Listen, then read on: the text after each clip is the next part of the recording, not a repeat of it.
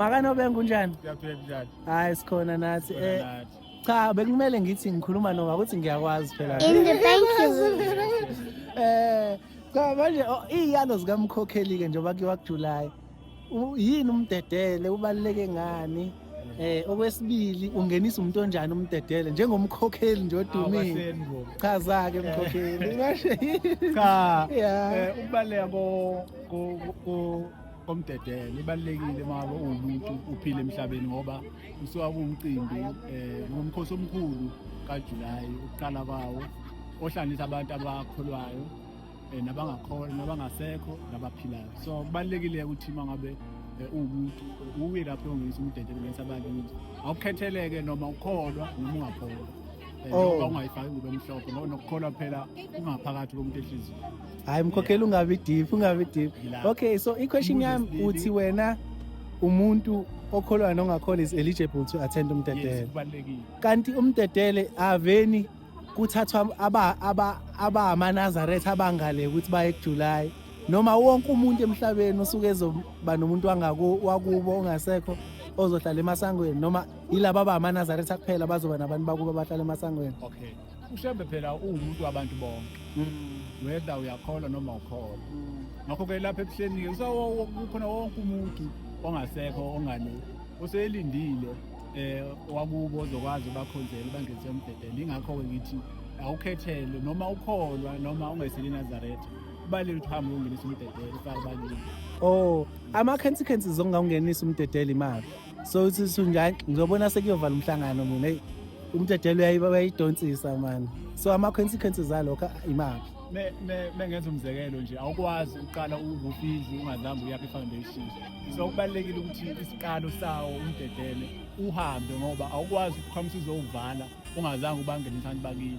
Ingakho kubalekile ukuthi isikalo sokuqala noma step seqala usiqale attend njengoba umdedele.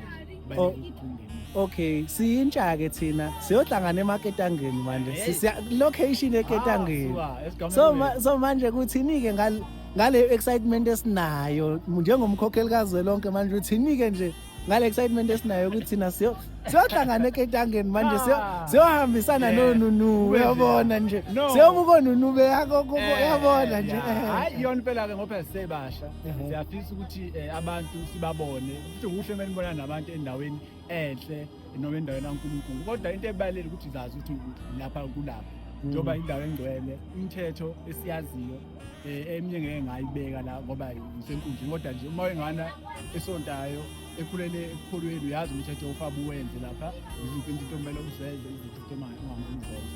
So ngiyalekuthe noma ujabule ukuthi uyakhona kodwa azi imithetho yakhona ekugcineni njani. Kuyezwakala. Okugcina ngicina ke mhlambe sengizokhuluma ngento elinka nje nezingane kakhulu.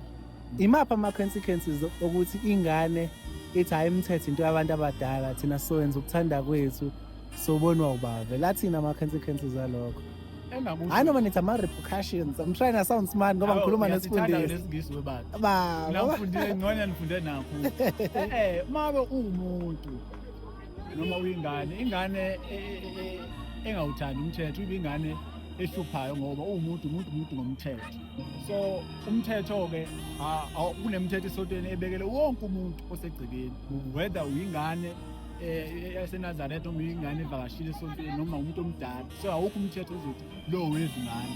So ngiyamdabukela kakhulu umuntu lemina uthi ebuhleni ethi hayi kunomthetho ongeke ngiwenze noma ngingane nomthetho ngizowulandela ngoba nje so kubalekile wonke umuntu ukuthi wenze umthetho. So kubaleke ngani ukugcina imithetho usemncane? Ngabe mawuphula imithetho usemncane lento iya catch up and with in the near future.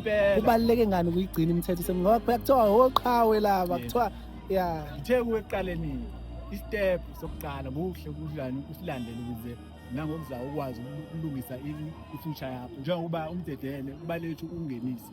Ngathi sakho isibonelo sami sekuqaleni. So kanjalo noma ingane encane umthetho kuhle ujwayele usekuncane ukuze nomkhulu ungabe inkinga ukuthi abagcoshi bekwazi ukufaka umthetho kuwena uvele into oyijwayele ngoba usemncane. So ngiyalekuthena kubalekile ukuthi uma uncane ujwayele nje umthetho uyalandela so that noma usukhulile kube easy indlebe zakho zilizi izindajob ngoba uze usemncane. We've been speaking about ama cons. Let's speak about ama pros now, ne? okulandela imithetho kaShembe. Yimaphi ama-benefits njengengane? Bengifuna into ewala mina ngingabe sengigcina imithetho ekuthiwa ngokhunjula kwelizayo. Sila emhlabeni asikafiki lelos. Athini-ke ama-benefits okugcina imithetho le esikubekiwe kuJulayi noma kaShembe nje? Okokuqala nesibusiso. Uma ugcina umthetho kaShembe uthola isibusiso. Isibusiso-ke into engafi ngoba uhamba naye emhlabeni noma usungale kwenzayo isiphinde isibusiso sikusebenze sivuke ngale kwethu. Engakusho nje ngoba ikade sincane ukuthi uthola isibusiso. Isibusiso into engafi. Sisebenza emhlabeni sisebenze nokwenzayo. Hayi uyingqwele mfana. Hayi mkhokheli sakugcoba sikwazi, sakugcoba sikwazi. Siyabonga. Indaba enkulu hamba phambili. Siyabonga. In the Bankulu.